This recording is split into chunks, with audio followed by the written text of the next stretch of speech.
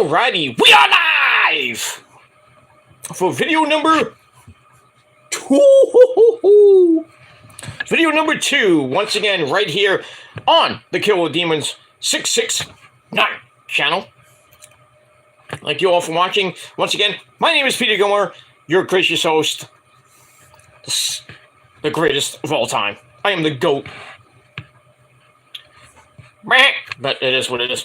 But anyway, thank you all for watching on video number 2 right here on the Kill with Demons 669 channel. Once again, my name is Peter Gilmore. Thank you all for watching. Make sure you like the video, hit that subscribe button in my pants down in the description box below on this channel and my other channels as well. Share the video all over the internet. Don't forget to tap and slap that bell. Basically treat it like it's your bitch and a whole bunch of other bitches. Smack all those bitches around. Tap the bell. Turn on all notifications. You don't miss a goddamn thing. And if you do, well, fuck you. And that's it. Go fuck yourself. That's basically it. And don't forget to follow me on social media. Facebook, Twitter, and Instagram. If you're real. If you're not, go fuck yourself. And go eat it. Go eat a dozen eggs and puke yourself to death. But I digress on that. Alright, everybody. On this Saturday night, it's now Saturday night, it's officially Saturday night. After 8 o'clock, sun has gone down officially. On the next to the last day of winter, tomorrow is the last day of winter, and it's going to be cold as fuck here in the Northeast. At least winter's going to go out with a good old-fashioned Gilmore-sized, Gilmore color-like bang! Yeah, 41 degrees tomorrow. What do you want to do?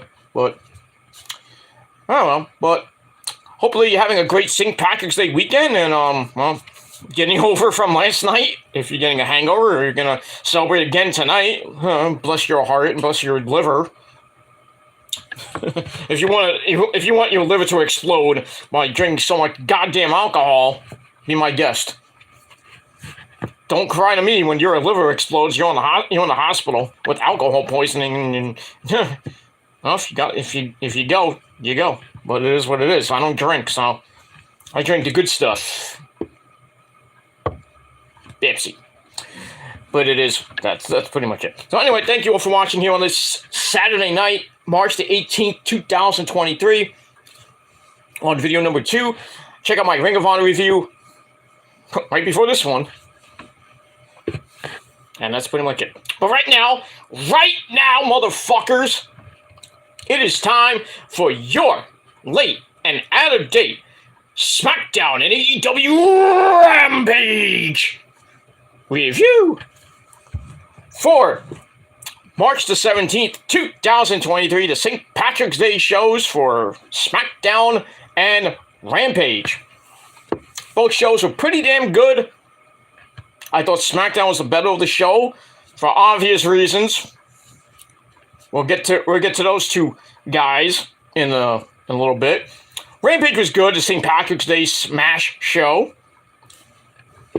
So we're rolling on. We're 2 weeks away from WrestleMania Night 1 and 2. Well, we're in full gear, no pun intended, with WrestleMania season. Supercard of Honor 2 weeks from yesterday. Well, now it's under 2 weeks, but 13 days away from that. A whole bunch of other good shit coming your way that week. The Hall of Fame, GCW, The Collective, a whole ton of shows in LA that whole week.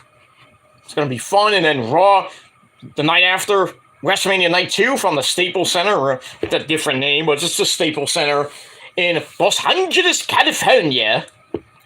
That should be a pretty big, huge show. As always, the WrestleManias after Mania are pretty damn good. Surprises galore. I think we're supposed to get the draft around that time. I don't know when the draft is. I care less. But in any case, let's get down to it. We got basically 2 Raws and 2 Smackdowns left till WrestleMania 39. We also got 2 more NXTs before then as well.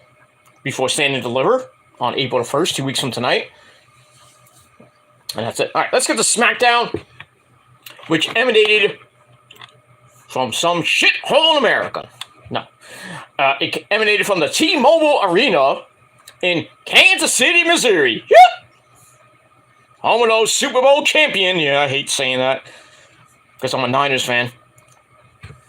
The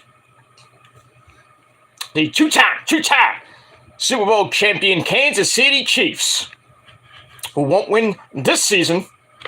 That's for sure. The way that the Niners defense is, ha ho ho, baby. Took a guy from the Eagles defense, like, hey, come on over to the Bay. Those pedophile Eagles, you gotta love them. Anyway, that's all I gotta say about that. All right. So as always, our commentary team on SmackDown for the foreseeable future. I miss Pat McAfee, god damn it. But, you know, gotta go with it. It's Mitchell Cole and my good friend, my confidant, a great Englishman, by the way.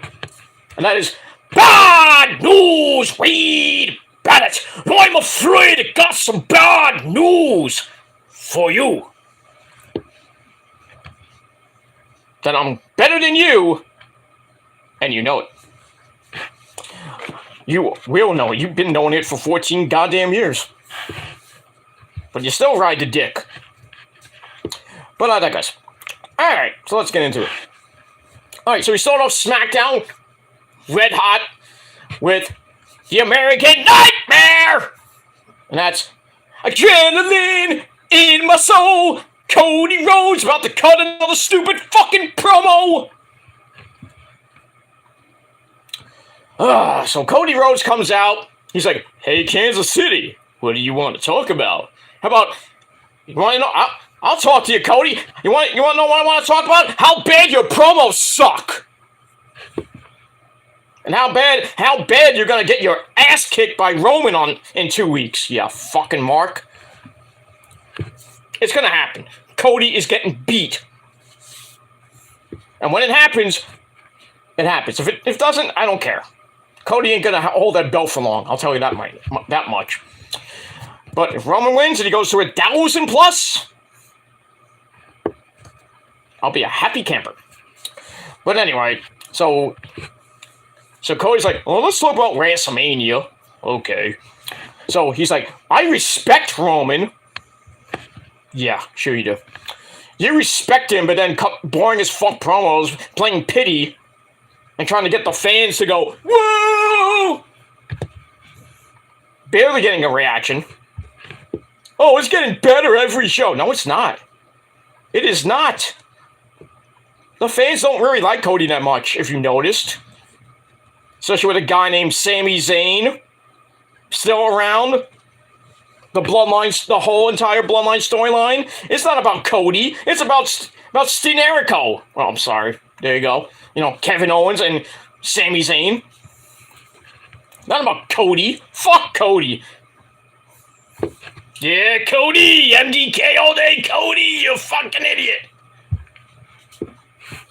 Speaking of you know, MDK, congratulations to Masha Slamovich for beating the fuck out of Nick fucking Gage last night at GCW, their Eye for an Eye event at the Melrose Ballroom in NYC. So I think it's the first ever female GCW heavyweight champion. Beat a legend like Nick fucking Gage. What do you want to do? But it is what it is. I don't think she's going to hold that title for long because there's so many epic people in that federation, like Homicide and Rita's still, I think, I don't know if she is or not. She's the American Deathmatch champion, I think. I don't remember. I don't follow GCW like as much as I do, but I know Casey Cataldo. I mean, she's still there. Ryu, the Japanese deathmatch chick, that's crazy as fuck. Or in Jay Briscoe's terms, you know, mighty great Jay Briscoe, crazy as shit. So there you go. So congratulations to Masha. I'm happy for her. But it is what it is. She's crazy as fuck, by the way.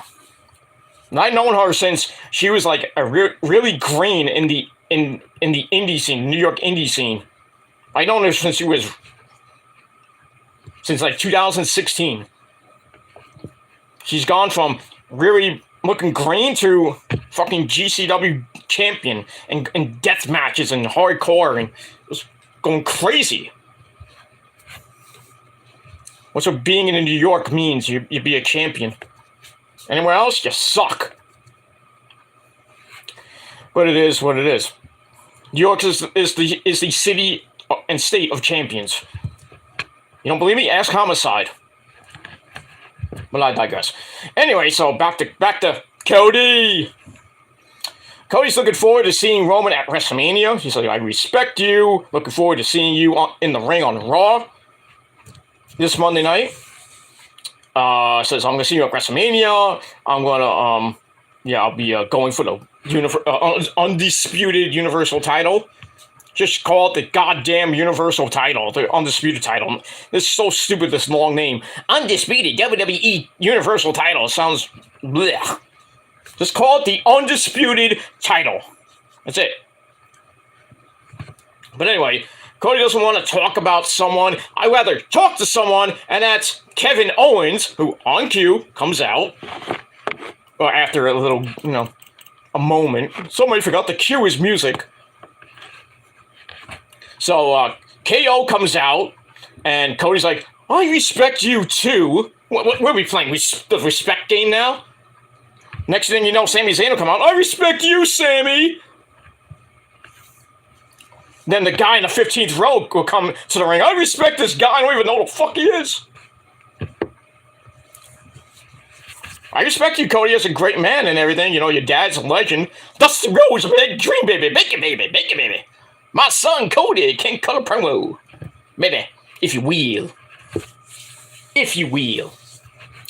But anyway, so Cody tells Kevin Owens that he respects him, but there's someone else we need to bring out, and that's Sami Zayn, who comes out right away. Then we get a big stare down between the former Steenerico and everything. Cody's in the middle trying to play peacemaker and father figure. Let's get them together and hug! Which he basically does at the end of the show. Well, I'll get to that in a minute. So Cody talks about how he told WWE good luck in their future endeavors and needed someone to watch his back. KO introduced him some people. The Bucks. In 2000. He said like 7 years ago. It was like, Cody, you came into Ring of Honor in 2016, I think, dude. Kevin wasn't in Ring of Honor in 2016. Just saying. But anyway, minus all that, he introduced him some people who helped him reach his goals, and that is a favor he can never repay. You told Cody, he's like, hey, here's the Young Bucks. They're gonna form AEW, make it better than WWE. Then he's gonna come back and try to make WWE better. No. Even with Roman at the top, WWE's not better than AEW. By a long shot. Not even better than New Japan. Because as we all know, Japan, #1, forever. And ever.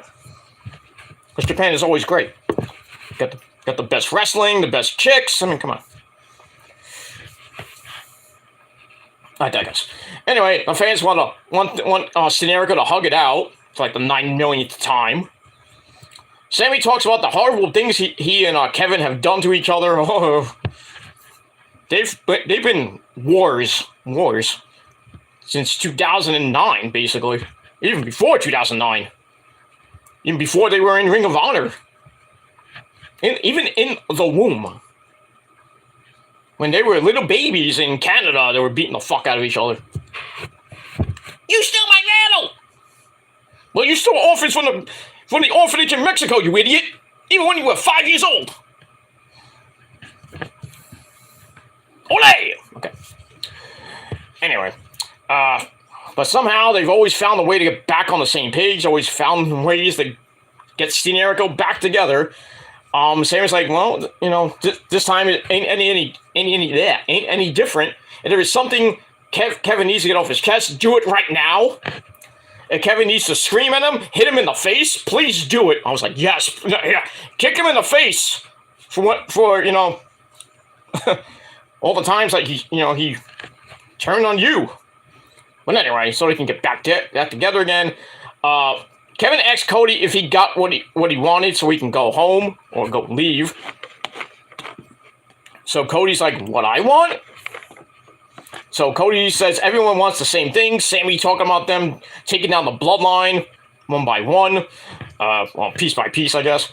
Kevin's heard all that before, but why would he fight with someone who doesn't even want to be his friend? Sami's like, what? And Kevin thanks Cody before walking away and heading to the back. And, that's it. Sami and Cody are like, what the fuck? Okay. So, the teasing of Steenerico coming back continues on. You know, Cody trying to get them together. So, they have this trio that will take down the bloodline. Steenerico will beat the Usos for the belts, and Cody will beat Roman. Blah, blah, blah, blah, blah, blah, blah. I don't think it's going to happen. I really don't. It'll be really funny. Really funny. If Steenerico gets screwed, they get screwed out of beating the Usos on night one, and they're not even the main event, which pisses me off. Why do you have Rhea Ripley? No offense to Rhea Ripley, no offense to Mommy Rhea Ripley, but why are her and Horseface Charlotte Flair main eventing night one? Why? Because it's the women. Because it's Charlotte Flair. You have to give everything to that horseface bitch. Ah! When you have a bona fide match of the night right there. You want to end freaking WrestleMania night one with Rhea Ripley holding up the belt and the fireworks go off? No! You want to go out with Steenerico possibly winning the tag team belts and the fans are going completely berserk. You want to do that on night one. Night two is already given. It's Cody Rhodes versus Roman. That's the main event. And you want to end night two with either Cody doing the impossible and finally beating Roman and ending his 940-something day reign. Or Roman just stands above everyone. Like, I'm the champ. Acknowledge me. I'm going to go to 1,000 and somewhat. He continues his reign and everybody's happy. But night one, the ending is going to suck if it's not, if it's Horseface, Charlotte Flair, and Rhea Ripley. This feels like last year when night one ended with the women, I think. Night two ended with Roman, of course. So it's like a carbon copy. I mean, come on now. Fucking garbage. But anyway, so that was a pretty damn good segment. I gave it 3.5 out of 5 stars. And we're off and running on Smackdown. Alright, so we go to break. We come back. Kevin's in the dreaded parking lots. And I'm like, uh-oh, the Usos are going to get him, right? Wrong. Owens gets in his rental car. Nice little car. Sami cuts him off, says, we're friends. We'll always be friends. We're brothers. We're brothers. We're happy and we're singing and we're colored. Give me a high five. Anyway, no, he didn't say that. If Owens ever wants to talk to him again, that's fine. Or never wants to talk to him again, that's fine. But one thing I do want to say, Kevin, is that I love you, man. Owens goes to leave, quickly looks back at Sami, and then gets in his car, speeds away as Sami kind of, looks on as well. About to cry like a little bitch. I need my fat little brother from Canada. So, you know what's coming. You know what's coming at the end of the show. Kevin left the parking lot, probably went to McDonald's or went to get a bite to eat, came back at the end of the show. And we saw what happened. There you go. But we'll get there. All right, so I give that 3.25 out of 5 stars, and we move on. All right, first official match of the night. We have a mixed tag team match. We haven't had that in a while. We had Mommy Rhea Ripley and Dominic Guerrero ese. That's my son ese. Look at him go. He got a mullet like me. He does, Eddie. He does. Pretty damn good mullet. But anyway, so they're taking on the team of Santos Escobar and Queen Zelina Vega. Oh, yes. Of Legado. So, pretty decent match. A little short match, 7-minute match. Anyway, it's also with Santos beating the fuck out of Dom to start. Dominic having to bail to the ropes. Mommy, help me! Help me, Mommy! So Rhea comes in, gets her boot to the ribs caught by Zelina Vega. By Santos, excuse me. Zelina comes in for a top rope seated senton into a Hurricanrana driver. Wow. To send Rhea to the outside. Then we got a middle rope moonsault. Beautiful moonsault. Taking her down as we go to break. I don't know why people don't put respect on Zelina Vega's name. It's like, oh, she's like 100 pounds soaking wet. She sucks. No, she's pretty damn good in the ring. If you haven't seen the Thea Trinidad match back in Impact when she was Rosita, or even on the indie scene. Another New Yorker, by the way. And another champion. But I digress. Anyway, we come back from break with Santos hitting a loud dropkick. Very big dropkick on Dom. And then ending a standing leg drop for a near fall. Rhea gets a cheap shot in. And then a double cross body leaves Legado down. Well, both of them now, I should say. Zelina comes back in. And then all four people in the ring, Rhea getting dropped by a kick. She sends Zelina outside, grabs a power bomb to set up a Tower of Doom on the men. That was pretty nice. Zelina comes back with a Zelina Vega knee strike to face, which rocks Mommy. But Rami comes right back after a little bit of a distraction by Dom. Hits Riptide on Zelina Vega. She does that stacked, stacked, really, woman on top of the man pin, if you know what I mean. That sexy pin she does. And she picked up Zelina Vega and bam! Zelina Vega's like I said, like 100, 115 pounds. I mean, I'm 145, 150. I mean, freaking Rhea Ripley can pick me up anytime she wants. God damn it. But don't throw me down like that with that violence, violent, I'm brittle, It is what it is. And that's it. All right, so Zelina, bleh. So Rhea and Dom, once again, Judgment Day get another win. Match was pretty decent. Gave it 2.5 out of 5 stars. Afterwards, Dom gets on the mic, says that, his Hall of Fame father, Rey Mysterio, booyaka, booyaka, is a deadbeat. So we see Rey on the Titantron, about to head to the ring. We go to break. We come back. Rey goes to the ring. Dominic says that, oh, you're finally here for once. And he wanted Rey around all kinds of times, for soccer practice and football games and all birthdays and graduation, shit like that. But he is just a scared excuse for a dad. Ouch. So he's about to call Rey a piece of shit. But Rey's like, hey, we don't talk about that ese pero. Well, it could have said in Spanish. He's a biddy. Anyway, Rey asks Dom if wants the truth. You can't handle the truth. And he's like, yeah, the truth is I have missed a lot of things back in my day, but no matter what, you're still my world, you're my son. I sacrificed everything to give you the best life you could.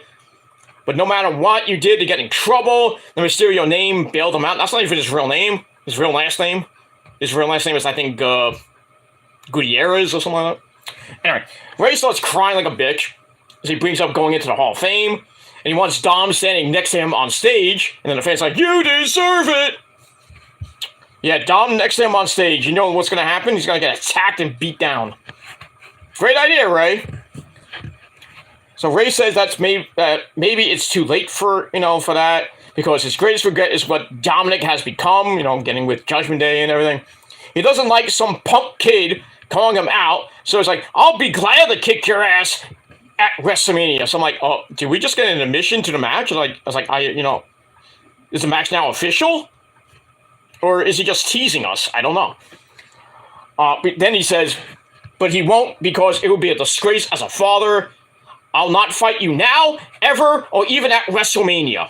So he leaves, does another, walk to the back. Dom calls him out on that, says you're just a scared little man.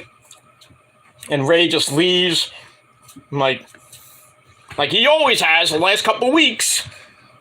In the last few months, I'm like, I'm not gonna fight my son. Because I'm a scared little bitch. Pero, I'm a pendejo, I'm a gringo. I'm a beady, It's just a setup, next week is probably the week that Ray has had enough. He's gonna slap Dom right in the face. The fans are gonna go erupt. I mean, we're 2 weeks away. You want to do this at the Hall of Fame? No! Do it next week. So the match is made official, and then on SmackDown, you can do something on SmackDown and just leave the Hall of Fame alone. But we'll have to see what happens with all that. And we move on from there. So pretty damn good after segment. I gave that 3.5 out of 5 stars. All right, now we find out from Mitchell Cole and Bad News Wade Barrett that there's going to be 2 4-way tag team showcase matches at WrestleMania for the men and the women. For some odd reason, I don't know why. I think Wade Barrett said that the winners of that at WrestleMania get a tag team title shot. Okay. So we're going to have qualifying matches, I guess, this coming week as well on Raw and SmackDown. So our first qualifying match for the women is Raquel Rodriguez and Crazy Liv Morgan taking on Emma, Tennille Dashwood, Emma, and Rainbow Bright. Rainbow Bright? Okay, did you say Rainbow Bright? You dimwit. Anyway, so we have Emma and Rainbow Bright taking Knox. Match lasted under 4 minutes. Liv throws Raquel into Tegan in the corner to start. It's taken in the wrong corner. Then we get some double team on Liv. Liv gets over to the hot tag to Raquel, who cleans house. Get a fallaway slam and a spinning Vader bomb on Emma, followed by a code breaker from Liv to Tegan. And basically that was it. Liv and Tegan then fight to the floor. And then Raquel hits Oblivion. Well, actually, sorry, take that back. Raquel hits the Chicana bomb into Oblivion. That sounded like a nice finisher if Liv wasn't in the match. That'd be a great finisher. Chicana bomb into Oblivion. But anyway, so she hits the power bomb, and Emma gets up right, and then Liv hits Oblivion. Blah blah blah. They get the win. They advance to WrestleMania, and I could care less. So I gave it 2.25 out of 5 stars. And that's all I got to say about that. And let's move on. All right, then we get a look back at Charlotte and Rhea Ripley yelling at each other last week. So that leads to Horseface Charlotte Flair coming out and a goddamn what you were wearing there, Charlotte. Bright yellow bodysuit, basically almost showing her woo-ha! Andrade was pleased. He was very pleased. Anyway, to say the least, and she gets in the ring, says that when she was growing up, back in my day, it was Dusty Rhodes as a challenger and Ric Flair as champion. She's always gone into WrestleMania as a challenger or the champion, but Rhea can never get there because she isn't on her level. So, on cue, Rhea Ripley comes back out with Dom, says that, I did not choose you. I walked through the locker room. When I walked through the locker room, everyone turns away in fear. Well, because you look like, Chris Motionless from Motionless and White, so that kind of does it. Maybe, I don't know. So Rhea's like, I'm dangerous and bloody good at what I do, which makes everyone feel her, except Charlotte. That sounds weird.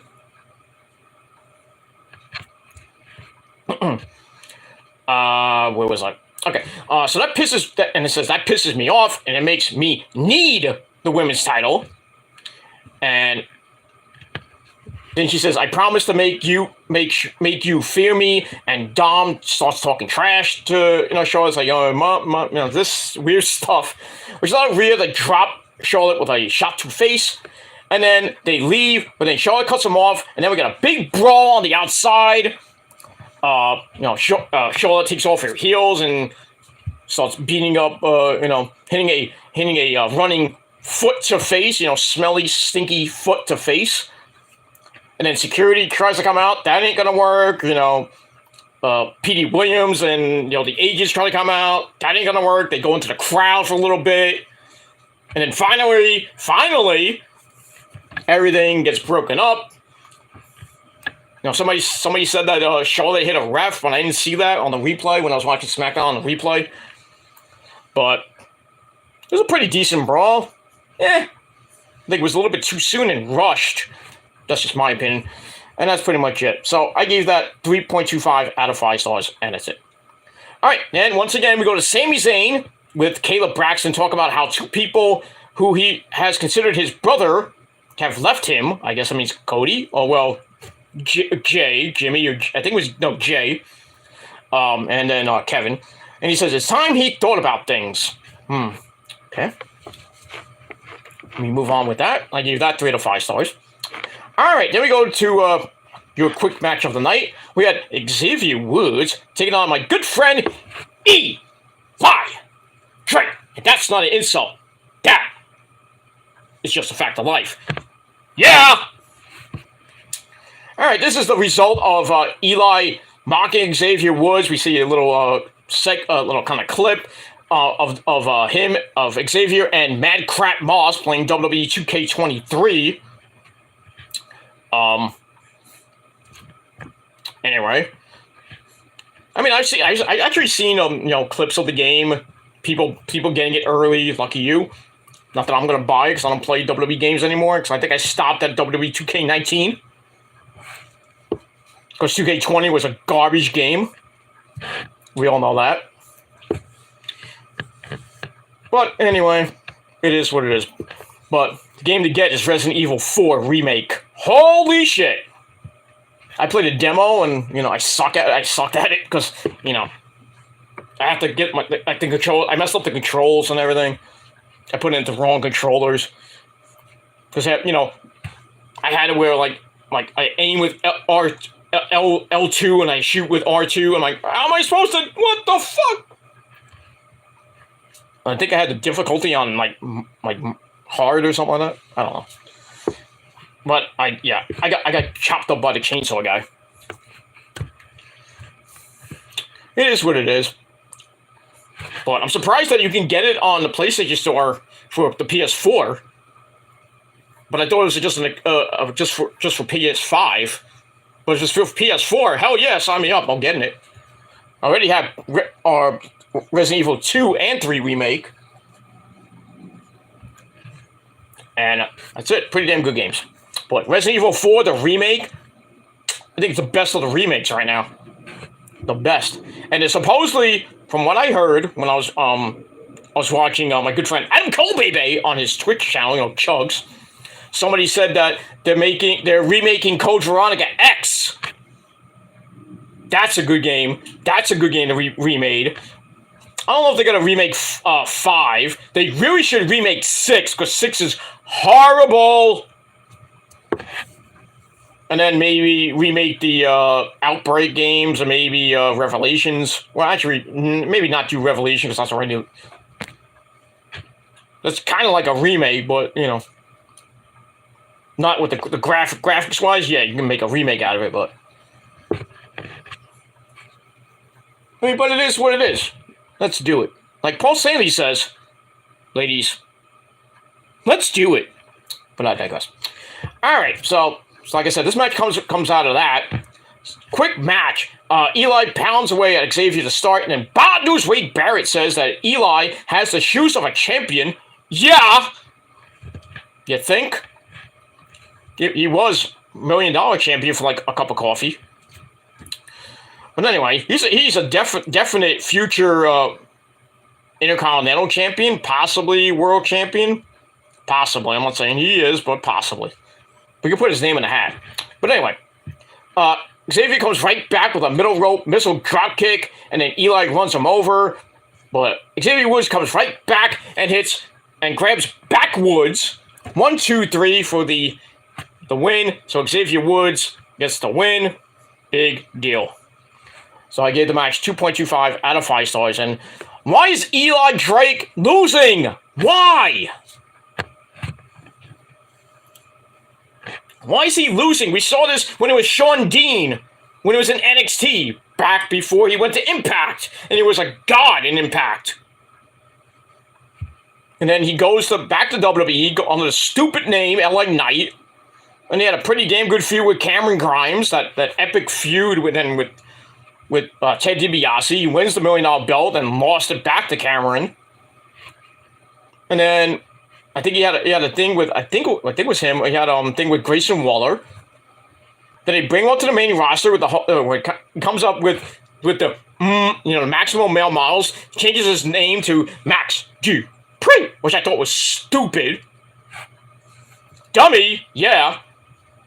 The only good thing about that was Sophia Cromwell, and they just turned Mace, who was in Retribution, into Marseille, and they turned Mansoor into Mansoir. Now they got Otis in there. Ugh. Ugh. And now he's back as LA Knight. Now he's jobbing, and he basically got buried by Bray Wyatt in that ridiculous black what was it called? The blackout match, the lights out match, whatever it was called. Got buried by Bray Wyatt and Uncle Howdy. Where's Bray Wyatt and Uncle Howdy now? Probably, well, Bray is hurt. Bo Dallas, Uncle Howdy, I have no idea what they're gonna do with him. The writer actually that was doing the Firefly Funhouse, he gone. What does that tell you? Bray Wyatt is probably going bye-bye again. They have nothing for him. This is Vince McMahon again. He's back in creative. He doesn't want to do anything with Bray Wyatt. Just release him again. That's what's going to happen. Because they talk about the next spring cleanings coming up. Bray Wyatt's probably on that list again. Along with a whole bunch of other people that, that came back and are probably going to be gone again, like Hit Row. God forbid, it's like Cedric Alexander or whatever. Vince leaves and then comes back, and then, Hunter brings everybody back, and they're underperforming, like Carol Cross. Probably going to be leaving too, which sucks. Hunter brings him back, and as soon as Vince hears it, like, oh, I'm going to come back. I'm going to take back my company. But I'm not going to do anything. I'm just going to sit down. Then next thing you know, he's in the back with his little mustache. Hunter's not even looking at it. Like, Vince is like, do this. Do this. Do this. Vincent Kenny McMahon. He's in his office. He's like looking at the contracts behind Paul Levesque's, Hunter's back. He's like, gone. Hit Row, gone. Killer Cross and Scully, gone. Tegan Knox, gone. Shotzi, gone. Next, God forbid, Sophia Cromwell, gone. Thank you, Vince. Should have stayed in your hole. You 77-year-old senile bastard that can't just just let the business go. Let it go, Vince. Let Hunter and Nick Khan kind of run your company down even further into the ground. Just go. Go to the retirement home. For the love of all that is holy. Let Hunter try to save the company. He's trying, at least. But if you're gonna just sit back there and, I'm not gonna do anything with creative. Bullshit.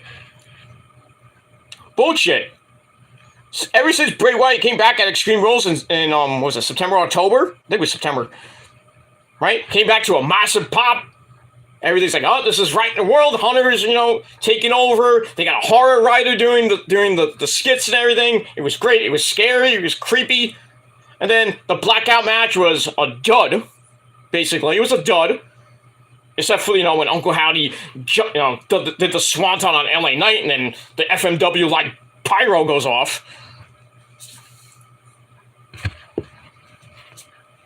And after that, really, Nothing. And then the whole Alexa Bliss thing, what happened to that?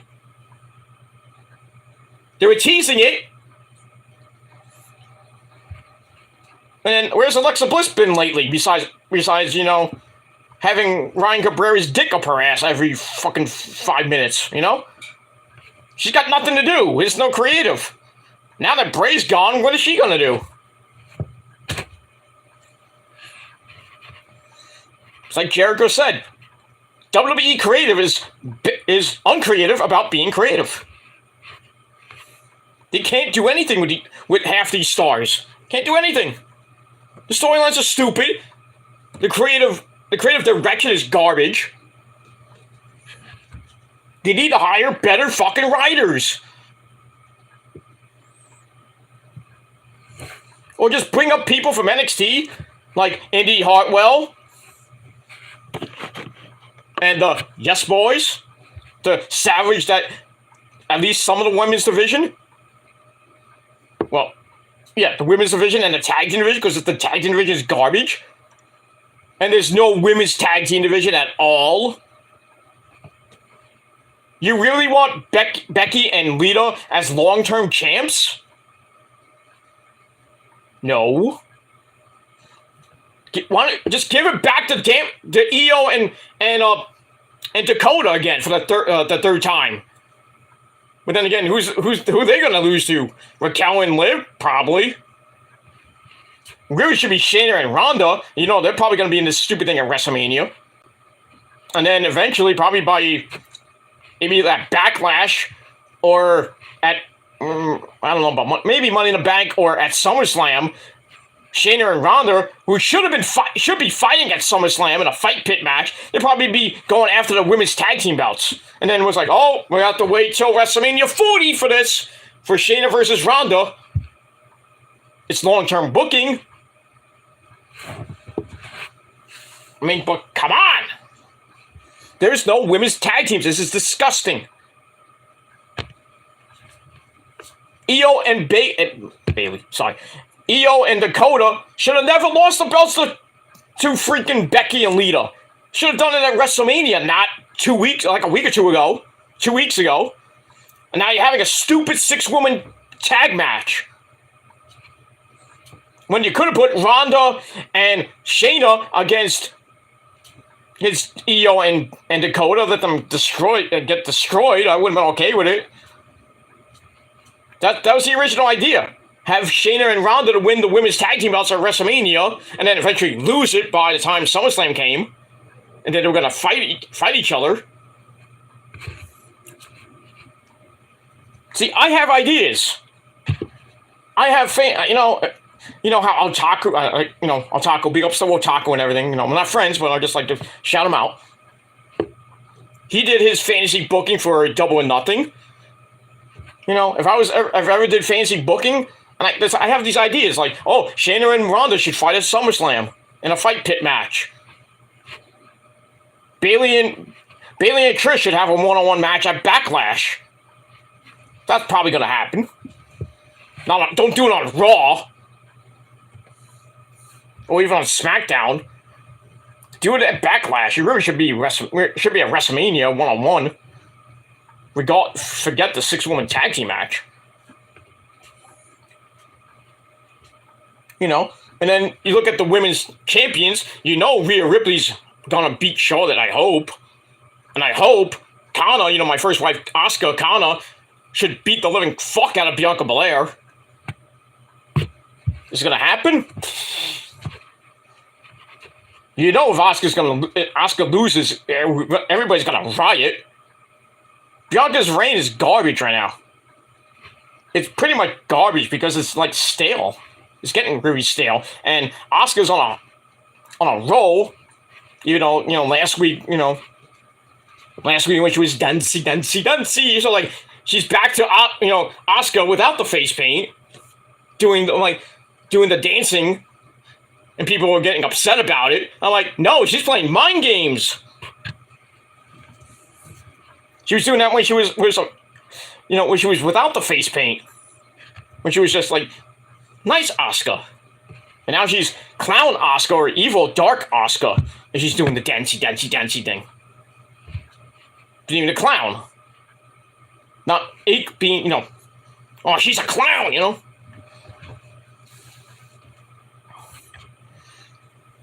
WWE needs to fix their tag team division, their women's division. They're going to fix the divisions around because, you know, after WrestleMania, everything's going to change. If the draft happens, everything's going to change.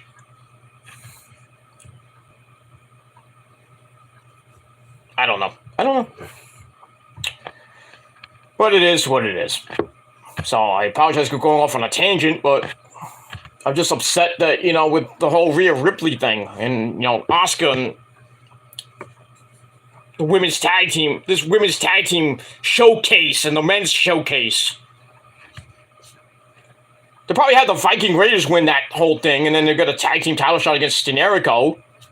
Or, well, we don't want to see them against the Usos again, because, you know, they'll get beat again. And War Machine should have been champion, you know, main roster champions, but they're not. They're barely getting used anyway, which is sad. They shouldn't even be called the Viking Raiders anymore. They should be called War Machine. No matter what Vince McMahon says. We're just calling the War Raiders like they were in NXT and when they were on the main roster for a little while before they changed it. We can't use war anymore. Oh, shit. Because that's a USA type of thing or whatever it was. Creatively, I don't know what it was. Stupid. That's what it was. But it is what it is. All right, let's move on. All right, so back to our regularly scheduled program. So Xavier beats LA Knight in under 2.5 minutes. The match I gave 2.25 out of 5 stars. We move on. All right, then we find out that the Great Muta was inducted into the Hall of Fame. We heard Ric Flair's announcement, which is pretty damn nice. I would be surprised if Monday night on Raw we'll get either maybe Stacy Keibler, even though she said that she doesn't want to get inducted, so it could be a tag team, it could be Cyndi Lauper, it could be Michelle McCool. I'm hoping it's the Midnight Express, some of the others. But I guess we'll probably find out on Monday or sometime this coming week, the 3rd inductee into the Hall of Fame, and possibly the 4th or 5th. With tag team will be 3rd and 4th, really, because of tag.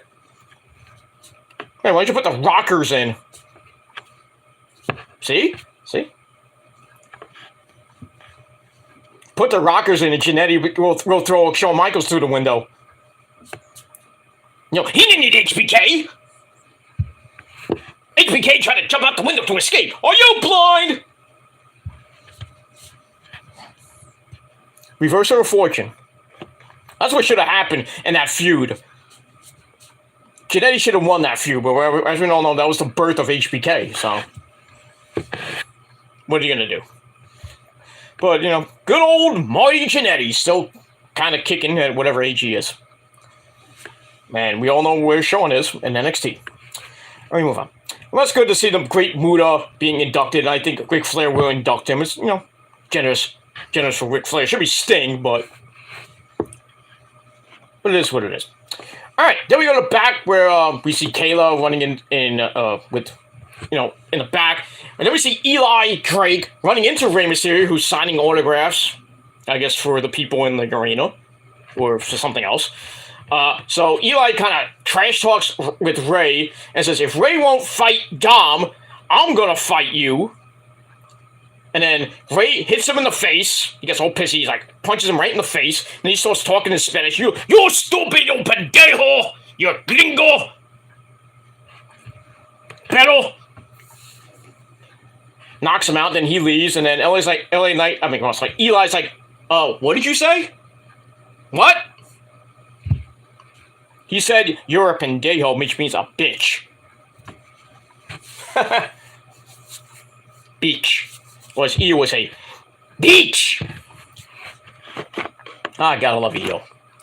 But it is what it is. Alright, so I gave that 2.25 out of 5 stars. Alright, then we got a recap of Walter and Sheamus. Actually, it wasn't Walter and Sheamus. It was Drew McIntyre and Sheamus co-winning last week's number one contenders match, meaning there's going to be a one-on-one match coming up, and the winner of that will face Walter for the Intercontinental title. So we go to your match of this was a great match of the night. Sheamus fella against Drew McIntyre. Winner gets Walter, who's at ringside with Imperium, Marcel Barthel, and Fabian Aichner. We get that. We did see in the back when Sheamus was getting ready, we saw Ridge Holland and Butch. What? We can't call him Butch anymore because he's coming back as Pete Dunne. Pete fucking Dunne, by the way. Thank the Lord for that.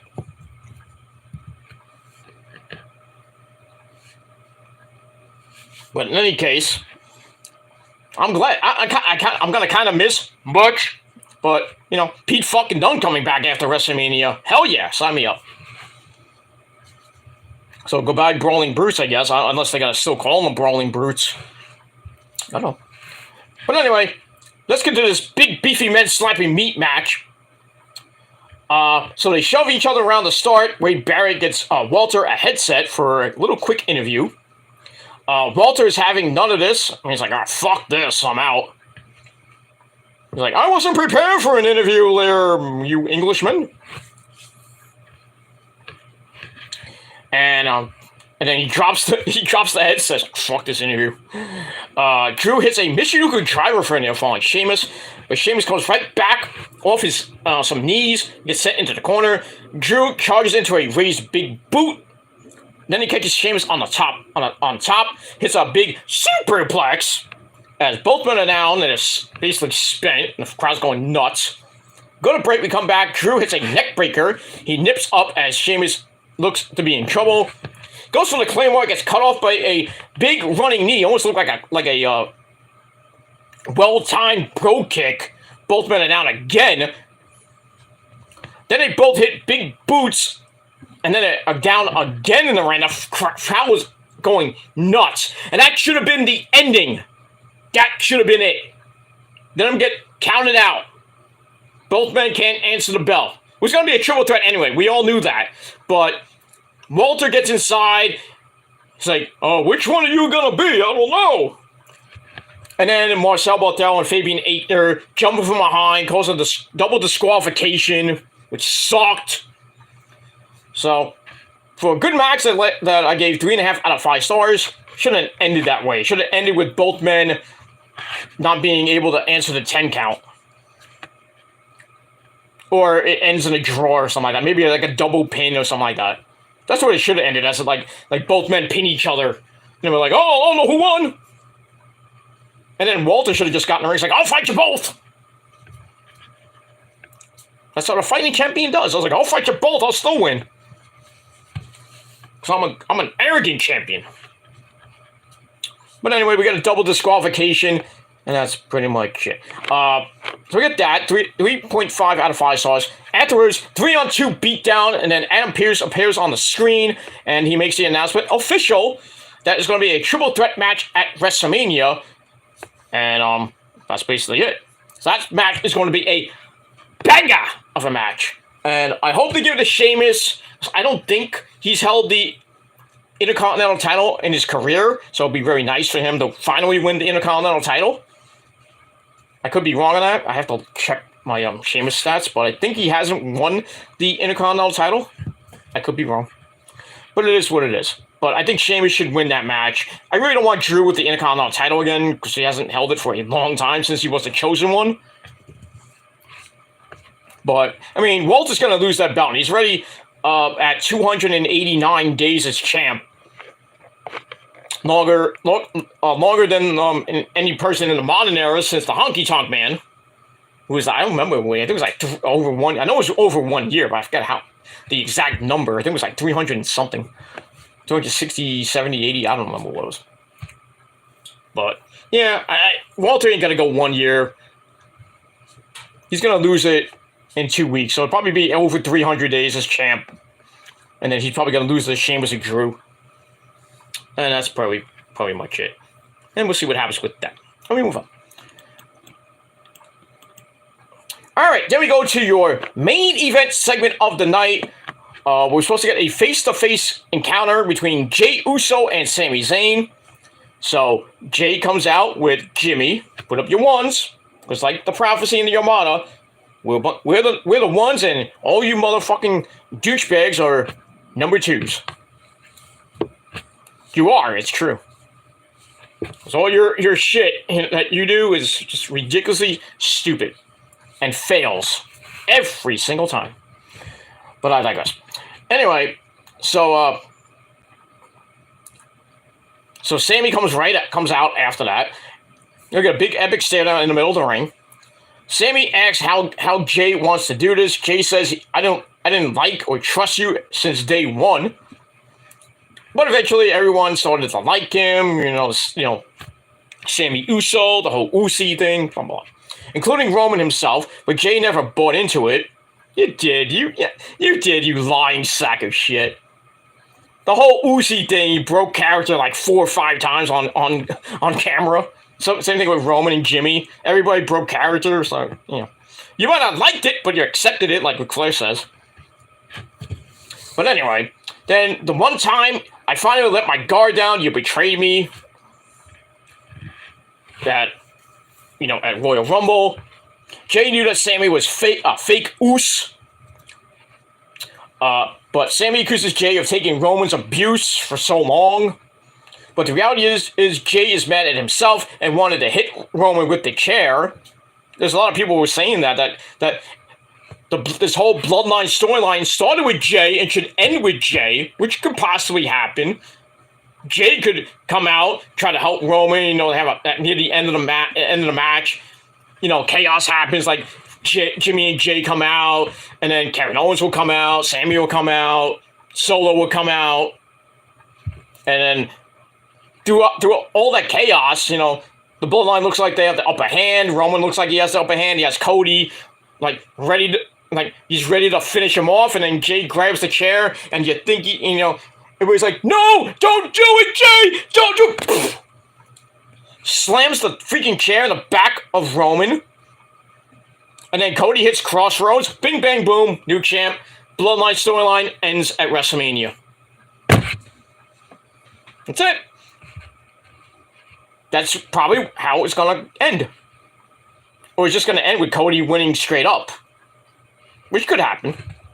But I still think there's going to be chicanery in that match.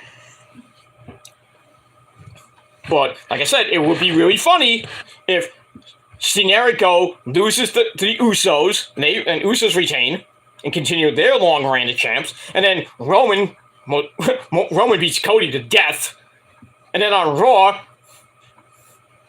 Roman and the Usos come out and say, well, fuck this shit, we're out. So Roman should come out after WrestleMania, after winning, and just look at the WWE title and says, fuck this. Drop the WWE title, which they want to really split the belts and USA Network wants to have a champion every week. There you go. Roman comes out after winning and says, I don't need the WWE title no more. I have the Universal title. I'm the champion of the universe.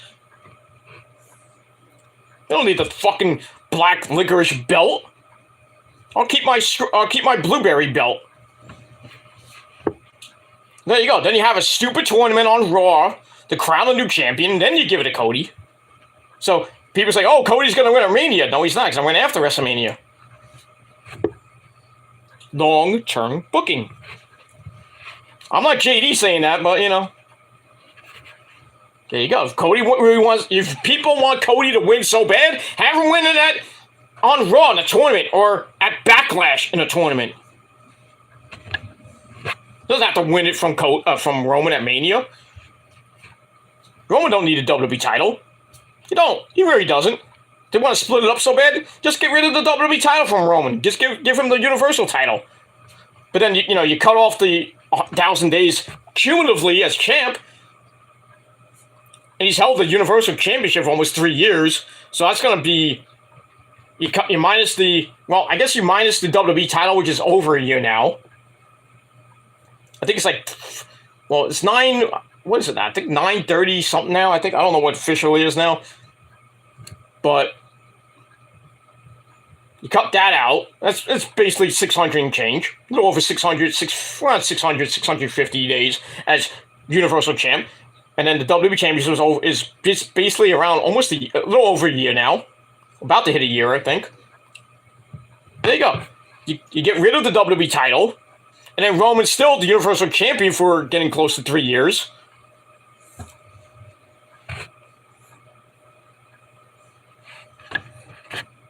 I don't know. I don't know. But they really want the titles to be split up so bad. Like I said, Roman wins at Mania, drops the WWE title, he forfeits the WWE title, throws it in the garbage. He tells Adam Pearce, I don't need this anymore. I'm just going to be on Smackdown doing my thing. You know, doing my one-sub and telling people to acknowledge me on Smackdown. Just beating everybody else on the SmackDown roster once the draft hits. And who's next? Who would be next? Solo, Braun Breaker. I would think Braun Breaker, I would put him in the conversation. And really Solo.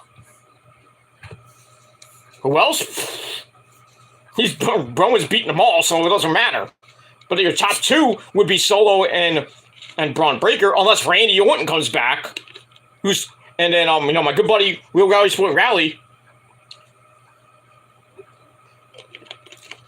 Real Rally Sport Rally did a video, great video by the way. Check out his channel. Congratulations on 150 subscribers. I knew you were gonna do it. I knew it took a while, but it's fine. But you got there, slow and steady, dude. Slow and steady. Now you're on the road to 200. You'll get there.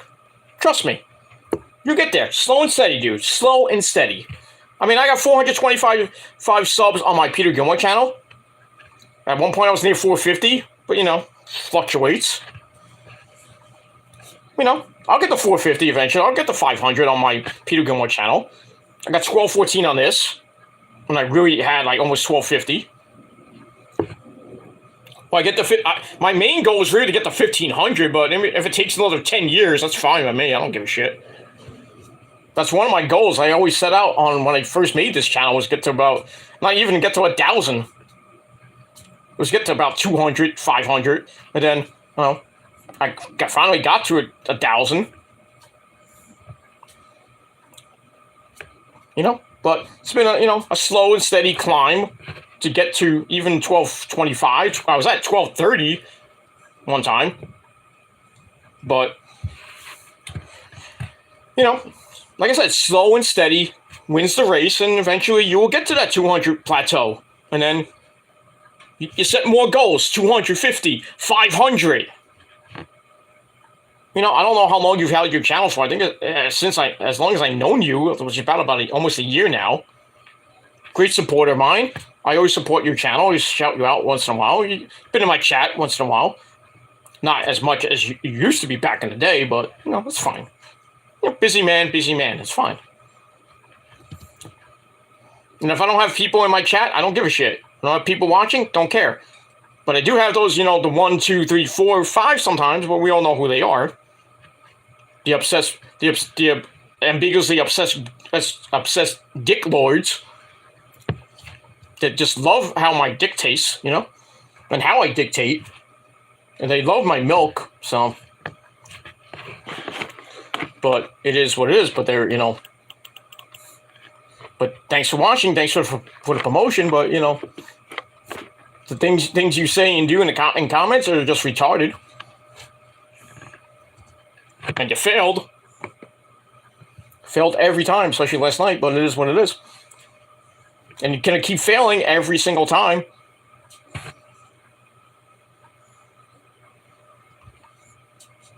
You should move on. Why don't you move on? But you're not. You can't. You can't move on because you'll be dead. Your channels that are already dead will be even more, extinct. Got nothing to talk about. Oh, we got nothing to talk about. We're gonna move on from Peter. Let's do something else. Let's go stalk another guy. You're gonna have another 3 to 7 year obsession with another schmuck. So you're gonna take that shit. certain people aren't going to take anybody's shit, and I'm not taking any of your shit anymore. I don't give a shit.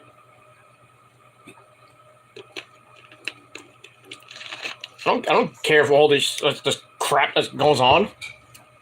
Fake wellness checks and food and everything. Threats that are meaningless and it being ignored. Nobody gives two shits. Waste of time and money. It is what it is. But anyway, we move on. But Real Rally Sport Rally. Congratulations, my friend, on 150 subs. Keep going, my friend. Keep going. That's all I gotta say about that. And we move on. That's it. All right. So where was I before I went on a tangent? Okay. Okay. Here we go. Jay knew Sami was a fake oos, but Sami accuses Jay of taking Roman's abuse. Reality is Jay is mad at himself and wanted to hit Roman with a chair.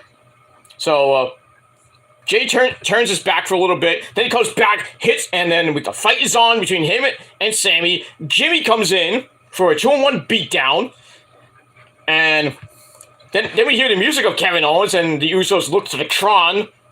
Go, dummy, don't look at the Tron. So they look at the Tron, and then Kevin comes in his black hoodie, and then disposes of the Usos really quick, throws them out of the ring. The fans are going completely berserk. And then with the Usos gone, Sami and Kevin kind of look at each other. And Sami's like, he's tense. He's like, oh, what's going to happen? I don't know. Are you going to hug me? We're going to, Steenerico's coming back, or are you just going to walk away again? So, the fans knew it. I knew it. Issa knew it. Everybody knew it, even though Issa was like pissy. And people calling her a fucking hater and calling her a mark. Fuck you. Fuck you, freaking yelling at her, calling her a mark because, how big a bloodline fan she is and a Roman mark she is. Leave her the fuck alone.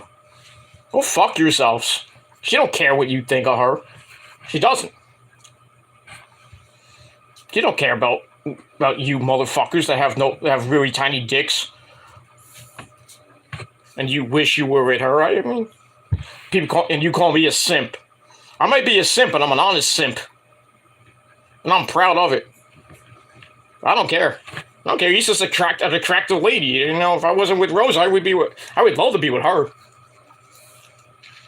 But just be me.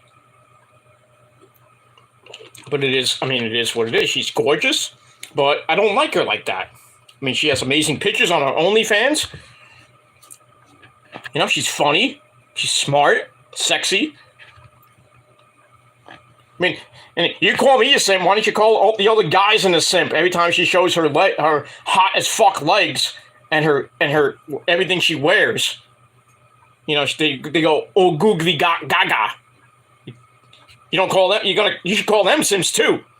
But you call me a simp because I'm Peter, right? Okay. See how hypocritical you motherfuckers are? Marks.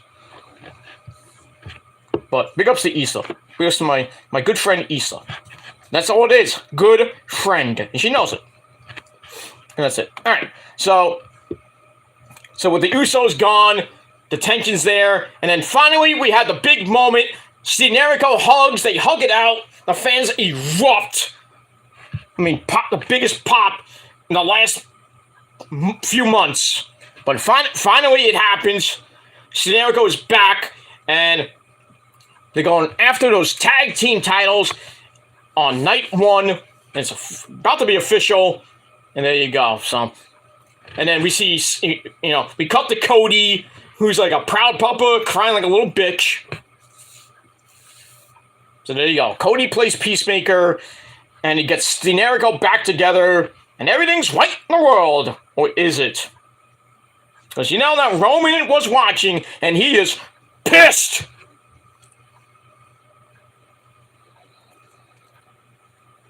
And that's all I gotta say about that. So my final rating for Smackdown, I gave it a big time rating, 7.25 out of 10. I thought it was great. And that's all I gotta say about that. All right, I'm gonna take a little break, and I'm gonna go to use the men's room because I gotta pee. So I'll be right back right after this. Don't go anywhere.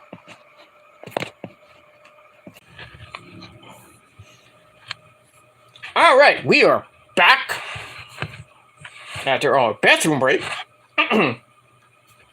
So, like I said, Steenerico's back, but we all knew that. Big epic ending to Smackdown, and I gave it, like I said, 7.25 out of 10 stars. And we'll see what happens on Monday Night Raw this Monday with Roman there, Cody will be there, Steenerico will definitely be there, the Bloodline will be there, the Wise Man. It's going to be a hellacious night of action on Monday Night Raw this Monday night from I don't know where.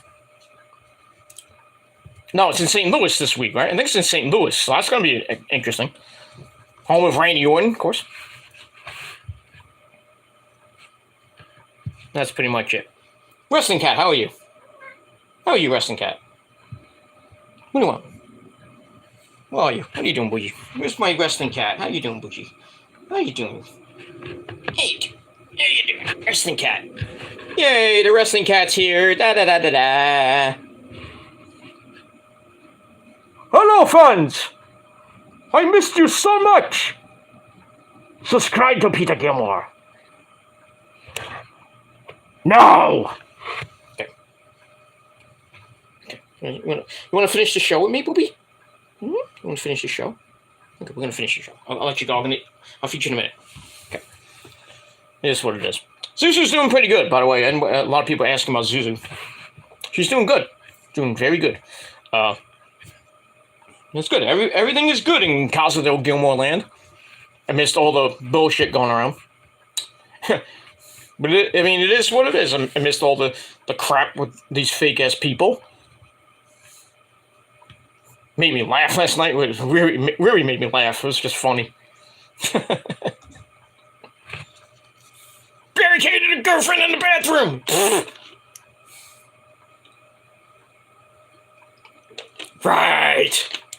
Right, yeah. Okay. Keep doing your fake bullshit. But I digress. Alright. Let's get to Rampage now.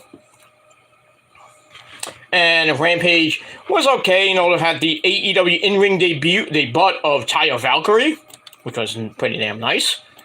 And that's pretty much it. Alright, so we're once again from the Canada Life Center in that great city of Winnipeg, Manitoba, Canada. And it was St. Patrick's Day Slam. Day Bash Slam, whatever it was called.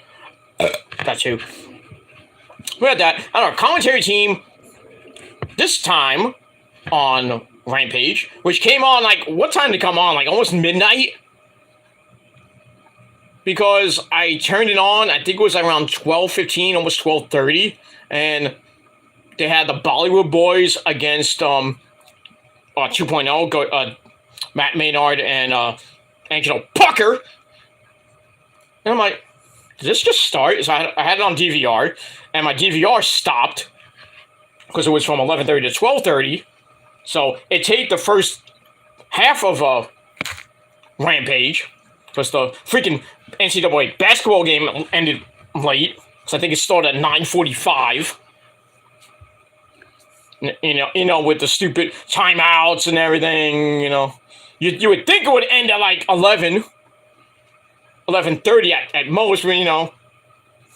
Timeouts galore. I think my mind went into overtime. I don't know. I didn't watch the game. I could care less.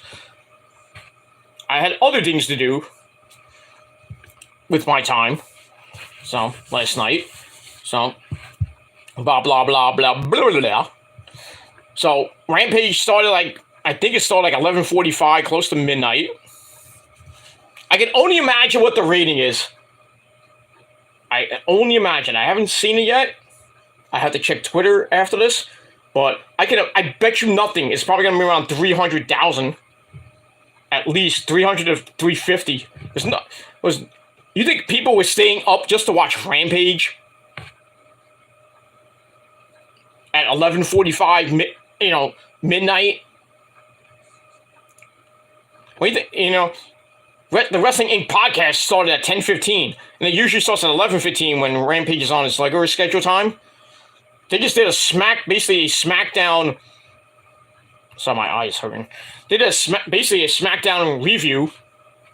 Issa, Glenn, and Alfred and everything. They didn't even talk about Rampage.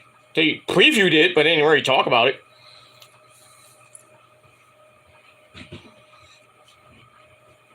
That's why Rampage should not be on Friday nights, because of, NCAA tournament now. It's on TNT and TBS now. Hockey's coming to TNT in late April, early May. Basketball, the same thing with on TNT. So Rampage is going to be off the charts. So where are you going to see Rampage? Especially the Rampage before Double or Nothing, which I mentioned. That's going to be on the night before Double or Nothing, March the 27th from Vegas, and it's going to be at 10 o'clock, or depending when the conference finals on TNT end. So it could be between 10 and maybe 10:30, 11, if the game goes into overtime or beyond. That kind of hurt. That kind of sucks.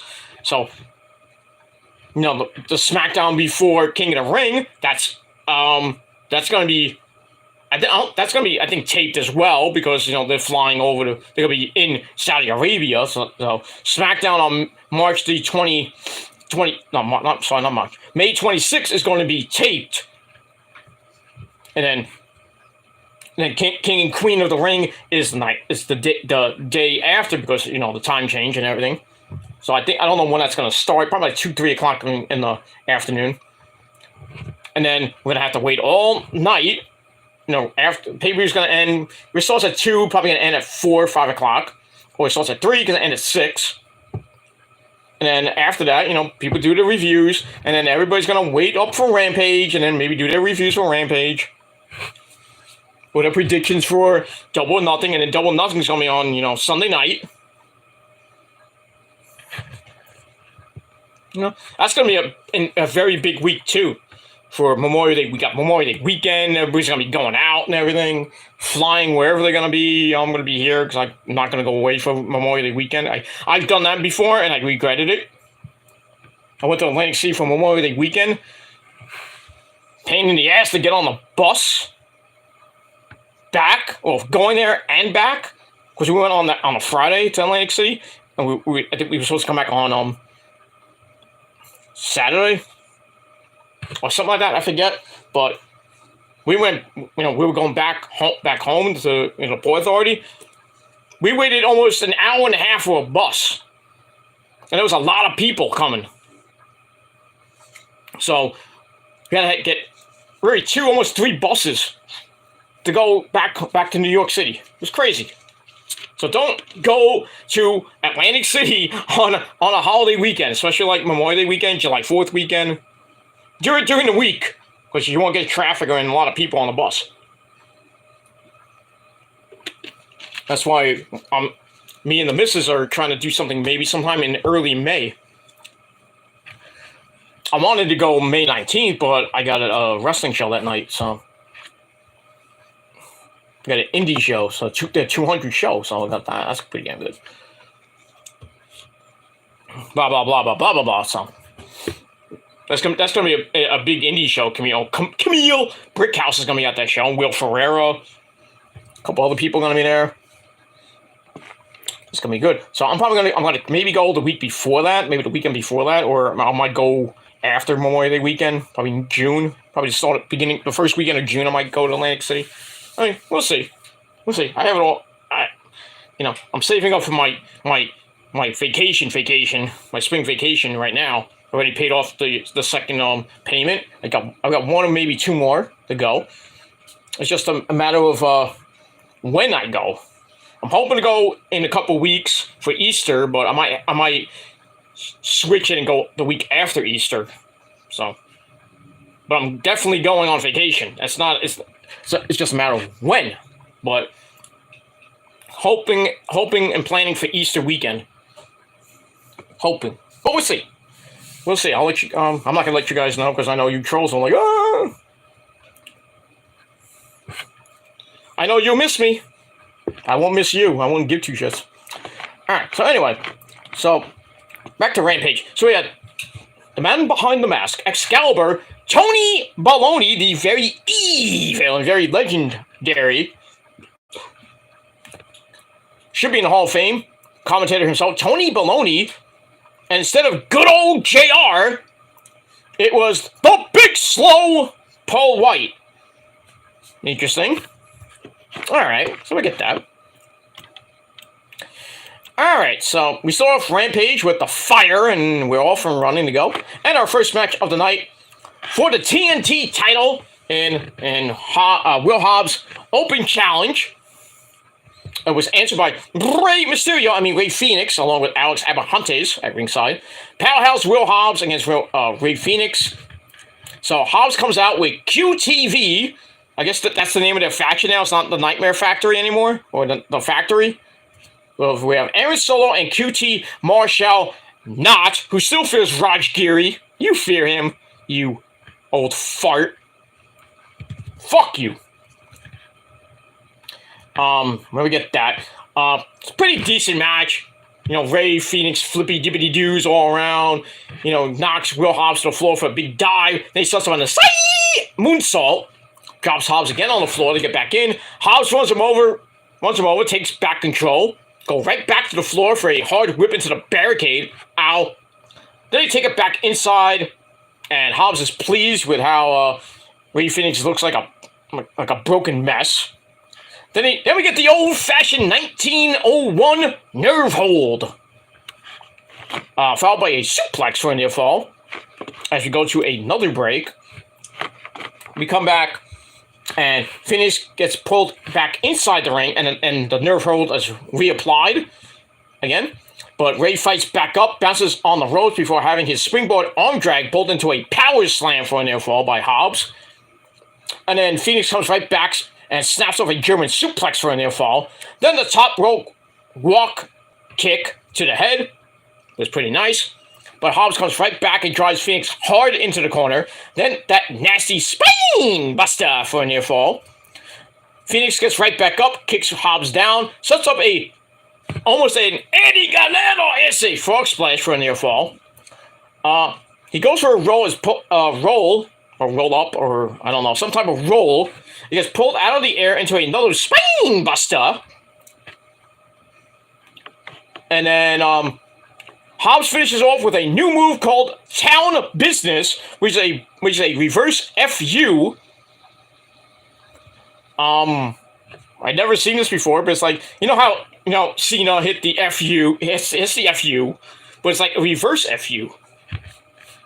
Maybe it's a UF, I don't know. But anyway, so bing bang boom, 1, 2, 3. Hobbs retains the title in a little over 14 minutes.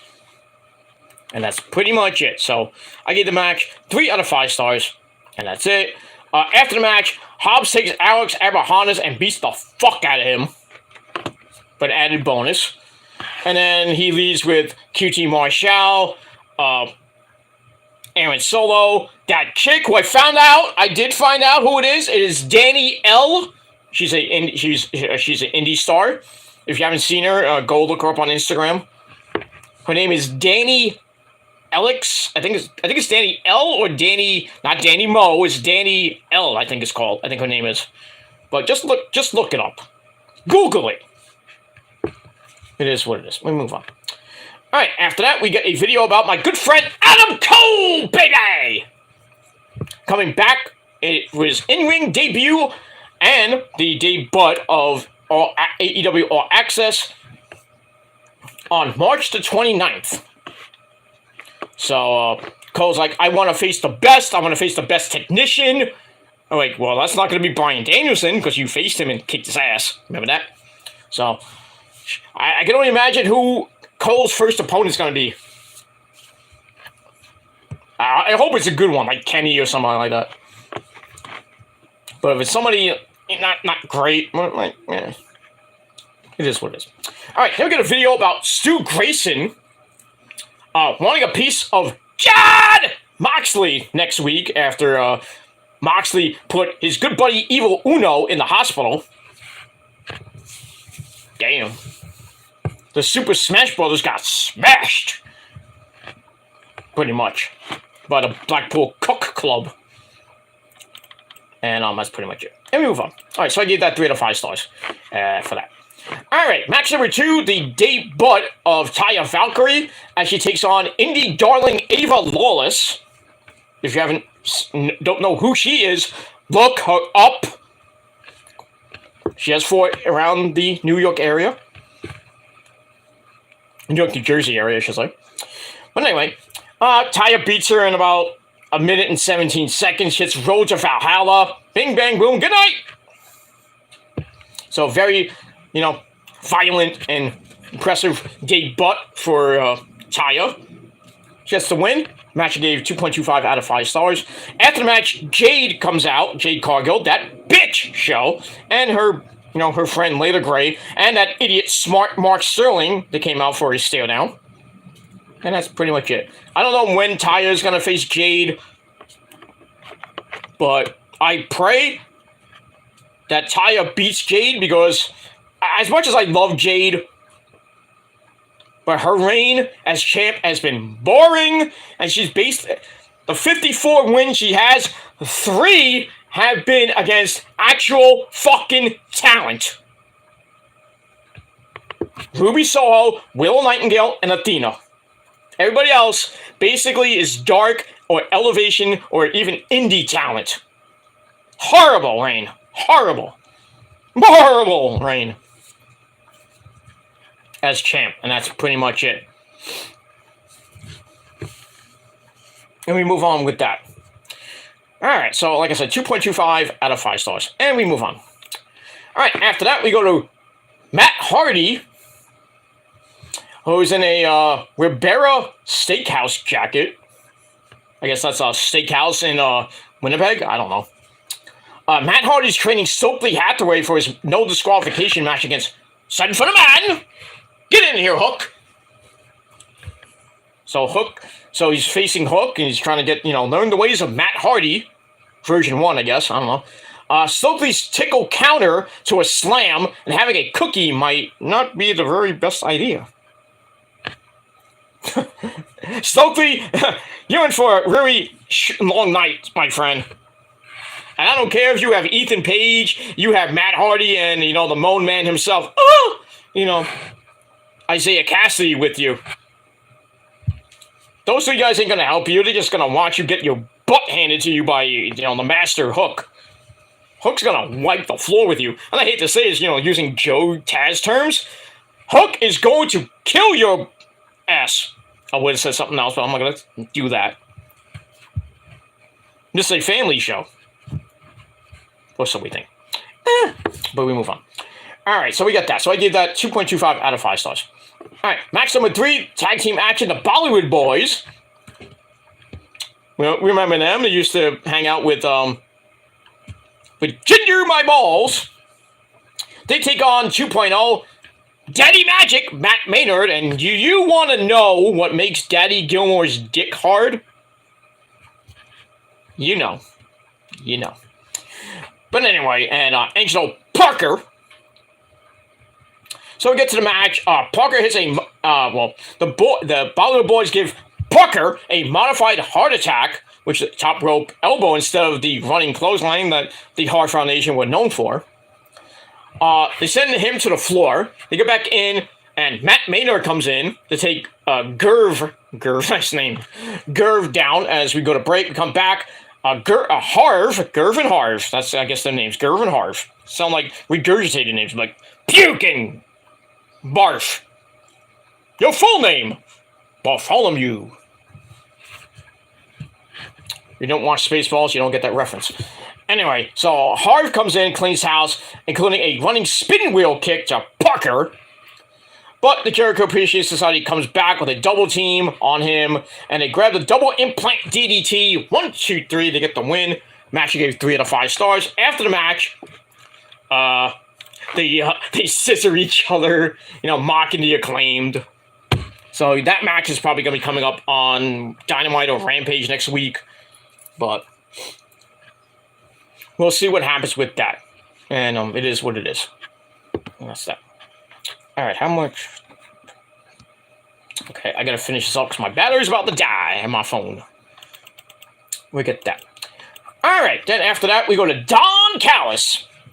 At the airport in Winnipeg, he greets him and two Japanese people, I guess they are. One with a drum and one woman that didn't even look Japanese. They greet the man himself, Kansuke Takeshita, with flowers and a guy banging the drum. So, that little situation where Don's trying to recruit Takeshita to be like Kenny, like a god of Japan and god of America or something like that. I don't know what to do. But that's pretty cool. Gave that 3 out of 5 stars. All right, then we get a video on the dream match on Dynamite. Kenny by God Omega taking on his, a guy that he faced in Mexico for the Mega Championship and lost. And that's Hijo del Vikingo, which means the son of the Viking son in Spanish. See, I know Spanish. I know about Taco Bell. Pendejo Bello. Being with Rosa for going 15 years, you get to learn a lot of Spanish, because, when you get, besides me giving her, the vitamins on a daily basis and her screaming in Spanish, I see, all the shit, you Spanish ladies, you know what I'm talking about, Que rico,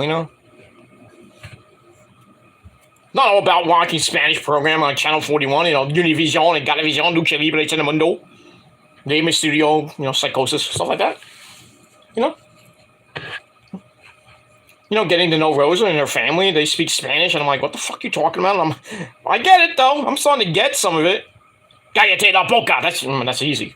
I want to throw my chiquita at you. It is what it is. But I know more Spanish than I did when I first met Rosa.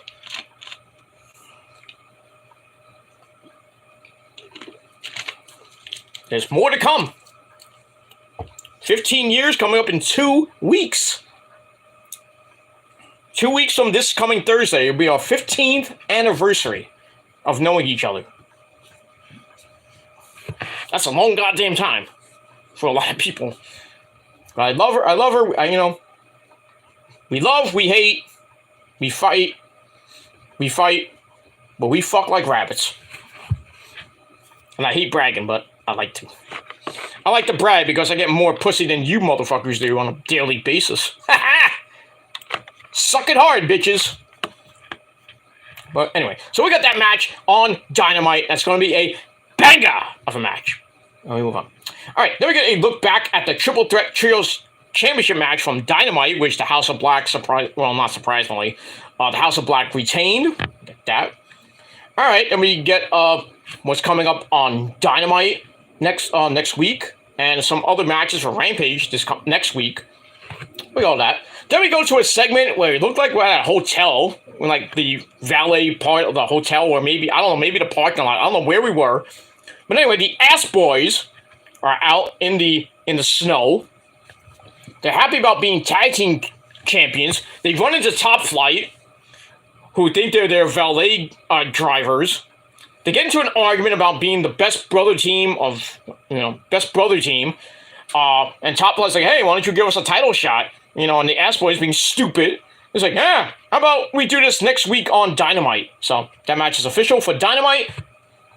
Well, Top Flight gonna win? No, probably not. So they leave, but they leave their bags, and Top Flight takes their bags. I don't want to know what's in those bags. I really don't want to know. And that's pretty much all I got to say about that. And we will move on with that. So I gave that 3 out of 5 stars for that. All right, then we go to our next match. Daniel Garcia of the Jericho Appreciation Society. He takes on the evil man himself, Brody King, who comes out with Maria Brink 2.0, Julia Hart. It was a pretty decent match. Chris Jericho comes out with I don't know if it was an old school or is the new look Winnipeg Jets jersey. The Jets stink. The Winnipeg Jets stink. I think they beat the Rangers this season. I think they did. speaking of that, I forgot the Rangers were on tonight, Channel 7. Let's check out the score. Because they're playing Pittsburgh. They beat them at the Garden. Oh, no, they beat them in Pittsburgh. This is at the Garden tonight. Let's see what the score is. Get up! Damn! Damn, the Rangers are putting another hellacious beating on that bitch Sidney Crosby and that garbage team in Pittsburgh. So, Britt Baker, how about those Penguins? Ha! 6-2, under 2 minutes to play, and I don't know, was that Igor? I think that's Igor in net for the Rangers. But, it's not 6-2, it's 6-0. 6-0 Rangers going into the third period. Oh, they're about to score again. Oh, boy. Not even a power play. It's a minute and a half left. Rangers in the Pittsburgh zone. It's probably the backup goalie for Pittsburgh. So I'll get a little live look in for the Ranger game. Rangers were in the zone. Then the puck went out of bounds. Igor has stopped 25 shots. Rangers have 20 shots. Pittsburgh almost had a chance. Nice pad save by Igor on like a misdirection shot. Almost, oh man. And almost went in, kind of like the guy on Pittsburgh like had a backhand and he was being, guarded by, I don't even know who it was. And if Igor didn't get that, his blocker, or even his, I think it was his stick or his left leg, that would have went in. It would have been 6-1. But we're under a minute to play now, but this game is basically over. Unless the Rangers collapse in the third period, and they lose 7-6, which would be the worst fucking defeat in Rangers history. And that puck goes into the crowd. But 6 players on the Rangers have 2 points already each. Probably a couple guys have 2 goals. Maybe, I don't know. I just turned the game on, so it's about to go to the third period. Barring another goal, the Rangers will be basically game in hand. Basically, 6-0 going into. Well, let's see. We got 25 seconds left. Penguins try to get it in by Igor, but it got out of it. Rangers take control. Pittsburgh just gets it, dumps it into the zone, and Igor goes out of net. Around the boards. We got 8 seconds left. Battle for control. And there's the horn. And that's it. All right, so at the end of 2 periods, the Rangers are up 6-0. Mika and that was Laffy Lafreniere laughing up a storm. Mika's going berserk in March. Mika March madness is going on again. So big second period for the Rangers. So that's pretty much it. So going into the third period, this Ranger game is basically over, barring a humongous choke job. But Rangers back-to-back wins against Pittsburgh. You gotta love it. You gotta love the Rangers! Yes! Love it. That Patrick Kane freaking deal, I love it. Love it. It's great. And that's all I gotta say about that. So for all you Pittsburgh Penguin fans, suck it hard, Dr. Britt Baker, baby. Suck it hard. But don't let Adam see you sucking my dick. Baby. Anyway, move on. All right, let's finish this up because I got 8% on my phone. And my allergy is going completely haywire right now. And it's getting colder about a minute. 44 degrees right now. And tomorrow's going to be around in the morning it's going to be 44 degrees and drop. but getting right back up to 62 degrees by this time next week. So enjoy it. Enjoy tomorrow, because after tomorrow is going to be warm spring-like weather. Bye-bye, so long, farewell, winter. Don't come back until December.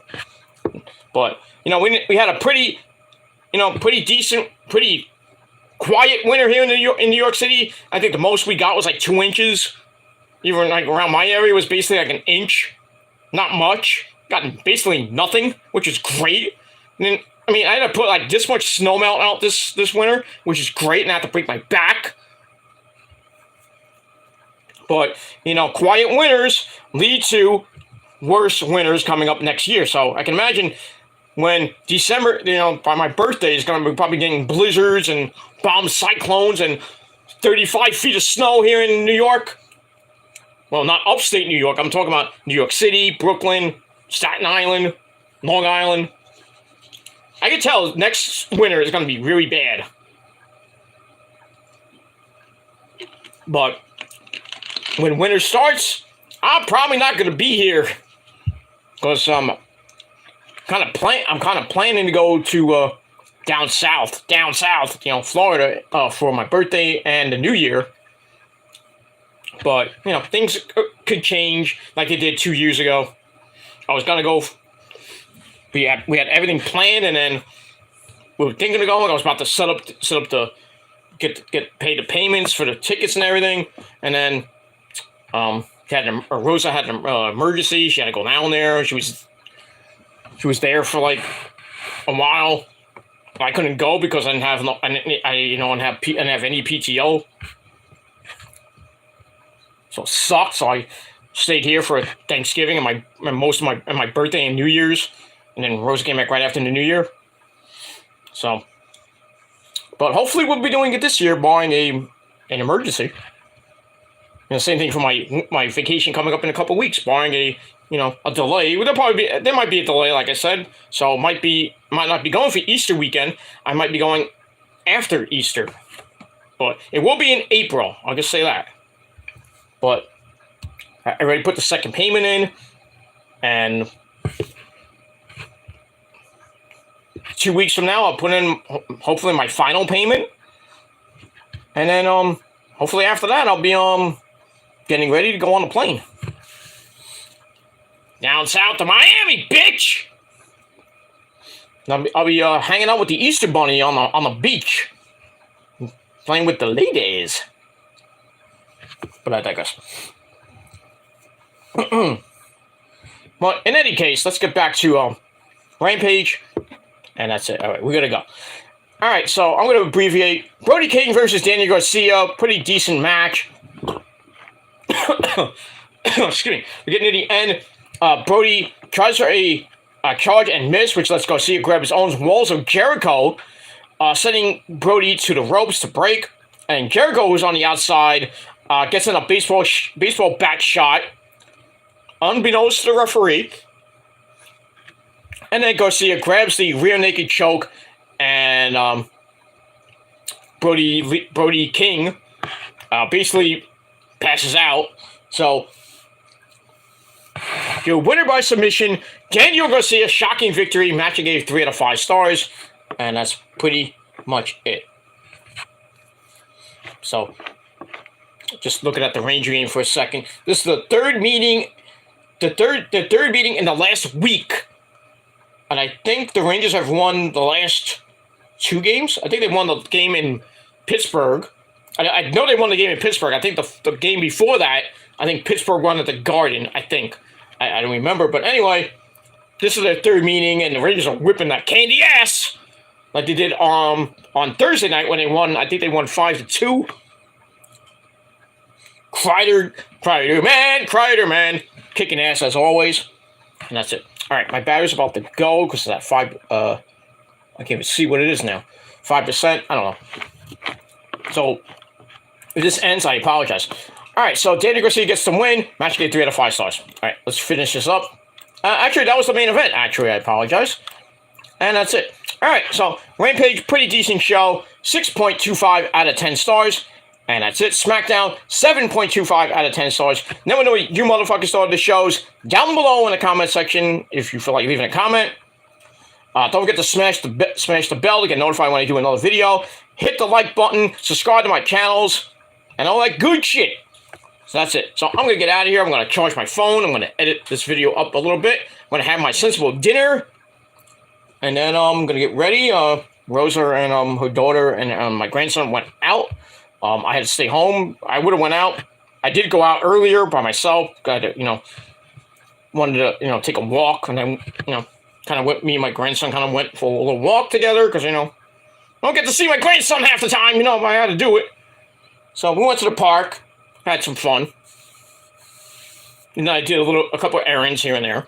After that. But, yeah, so I'm just waiting for them to hop on back, and then tomorrow they my grandson and my stepdaughter leave to go back to Florida, and then a couple weeks after that I'll be seeing them again, having fun, playing some PlayStation games. I told him how to play Final Fantasy VII, the remake. He loves that game. He is in love with Final Fantasy, so I did my job. Great. So yeah, so I'm gonna miss the little guy, but I'll see him again in a couple weeks for Easter, hopefully. Or after Easter, but we'll see. And that's pretty much it. So anyway, I'm going to go. Thanks for watching, everybody. Peter Gomez signing off. And if you're not down with that, well, fuck you, man. And until next time, peace. Ha!